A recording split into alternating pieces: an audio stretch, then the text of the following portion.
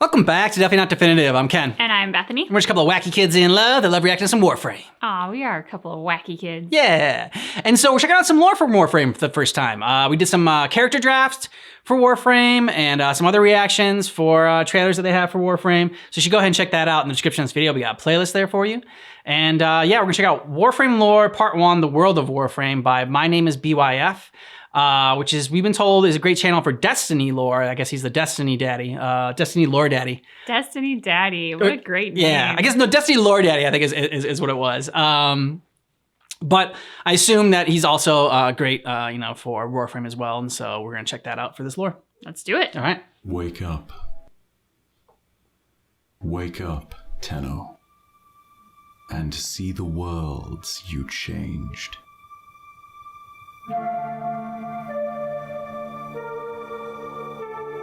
Wake and see the healed scars of your disparate destruction. Rough landing. Part 1, wake up, Tenno. Wake me up before you go. Much has changed since you last traversed the Origin system. You may not remember much of the weapon you used to He has a be. mouth in his body, But like in a face. time, Two eyes, yeah. you shall remember every dream, every war, and every sacrifice. Wake up, Tenno. It's a cool opening. Yeah. Don't be scared. Our story begins with the Orokin Empire. At the height of their power, they were the be-all and end-all of the Sol system.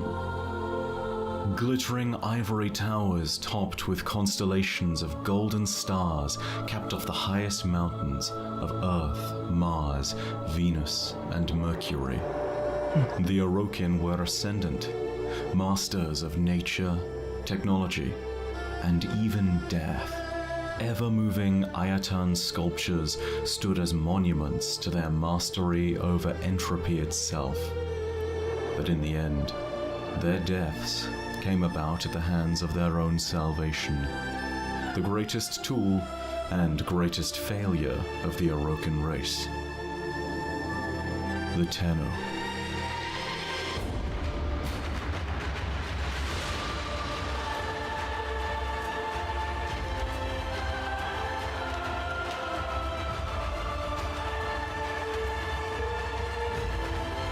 Oh, that was impressive. Mm-hmm.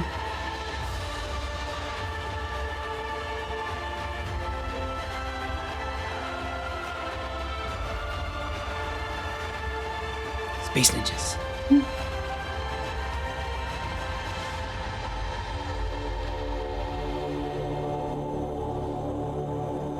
As resources in Sol dwindled, the Orokin sought to send colonial ships to the Tau system to bring about new resources and to expand their empire. They needed a vanguard to prepare this new system for colonization, and so they dispatched the Sentients. These advanced machines were endlessly adaptable and wielded power the likes of which even the Empire at its height would struggle to combat. As the colony ship Zaraman 10-0 made the Saturn jump to Tau, a terrible accident occurred. A botched warp jump left the ship stranded in the blinding nightmarescape of void space. The warp, the tower. But it was Something from 40K. this accident that the Tenno were born. Fires rage about the vessel, the lower decks consumed in an endless inferno. The food is gone, the biodomes shattered into an indiscriminate mess, and stocks long since run dry. You cast him The out. adults of the ship roam the pitch-black halls in hunting packs, wielding makeshift spears dripping with innocent blood, and hunting for scraps of flesh to satisfy their endless, insane hunger.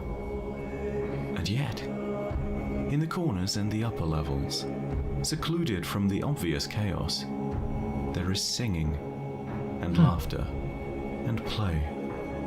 For all the children have come together. The void is in their heads now, in their hearts and veins. infecting them with its unique brand of physics and miserable power. Miserable power. That's a good line. Yeah. The stage was set for the conflict that would be known as the Old War.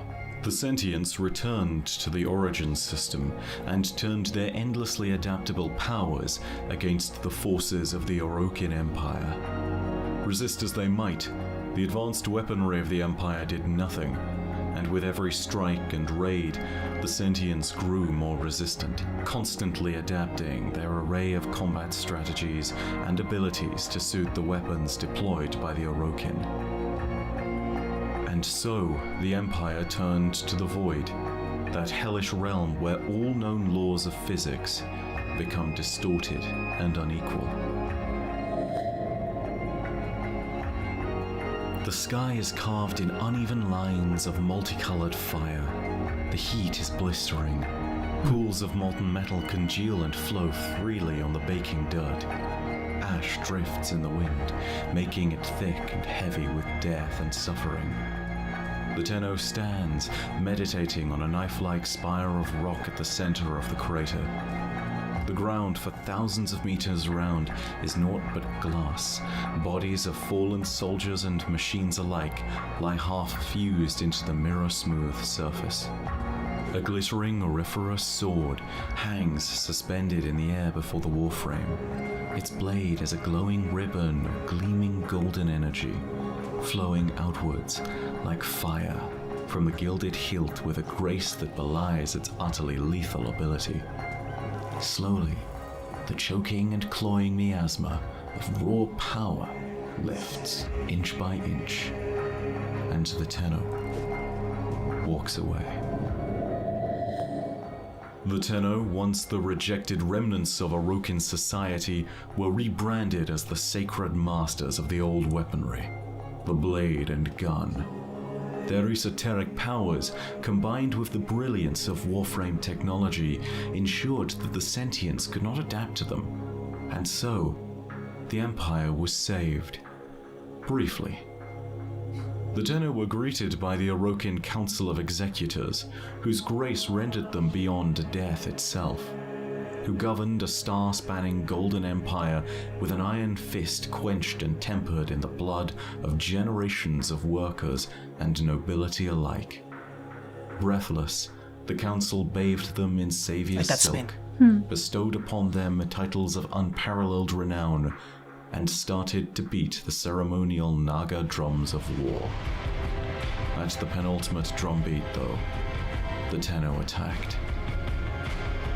Mercilessly, their blades cut down the empire they had fought so hard to save. Tenno would serve no master. The gilded terminus is stained in a million shades of crimson, the deep, rich red of arterial blood, the lighter, thin tones of blood spilled from extremities, and everything in between. There was no battle, no defense. Everything living within the golden halls was slaughtered to a man. Their blood coats the walls, the ceiling, the windows. The floors are a viscous carpet of red scarlet rivers.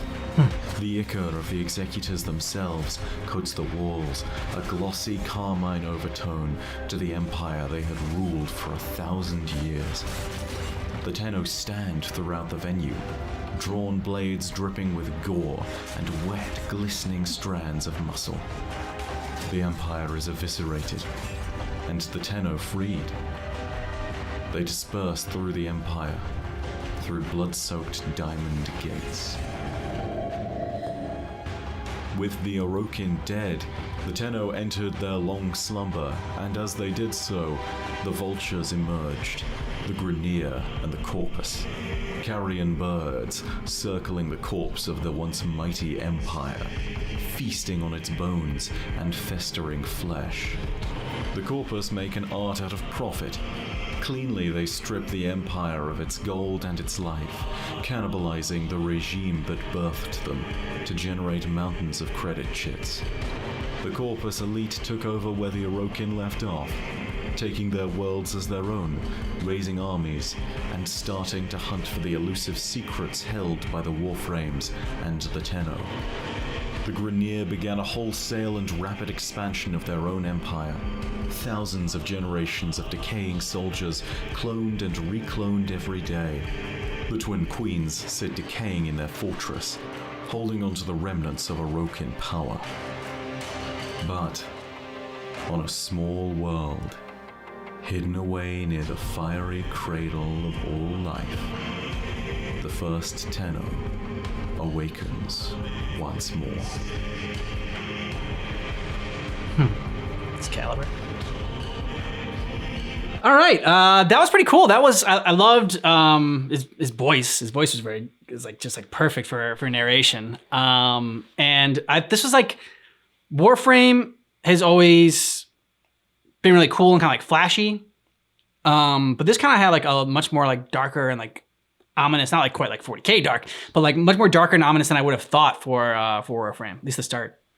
Yeah, and I like getting the lore because, like you said, it's always to me seemed very flashy, and the characters are creative, but it hasn't captured me on any kind of a deeper level.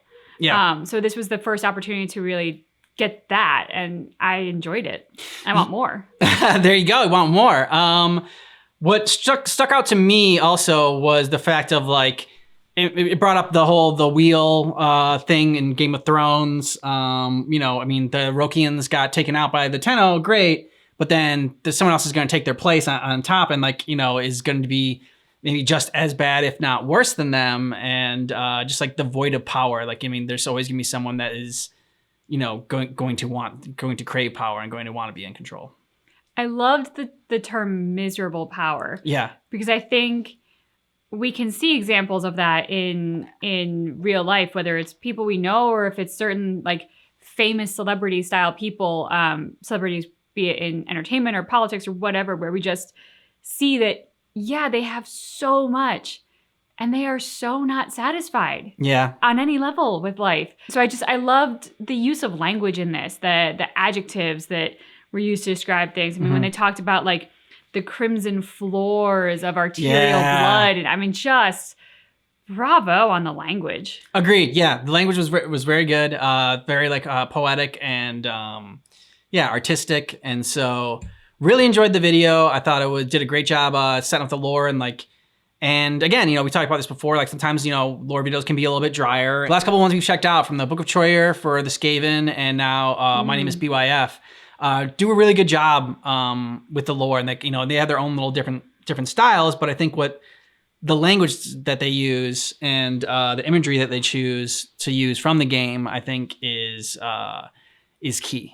Yeah, the language in both of those examples that you cited, they really paint the picture in such a way that I'm fairly confident that if we were not actually watching this to react to, and we were just listening, we would still get such an image in our head of what this is. And the Skaven one did that as well, and they both set the tone in such a great way that, like, I'm not a big podcast listener or talk radio person, but this felt more like a book on tape, where I'm like, I feel like, you know, you could fall into this just from listening to it. Like old school radio when they would have to tell stories that way. Yeah. That kind of like word choice and imagery that you had to create in the mind just with the words instead of everything, instead of, you know, visuals. So we'll have to check out more from My Name is BYF and continue with some Warframe lore videos. But if you have more videos from Warframe to check out, let us know down below in the comments. And thanks so much for checking out our reaction for Warframe Lore Part 1, Birth of Tenno by My Name is BYF, which keep in mind that our reaction is definitely not definitive.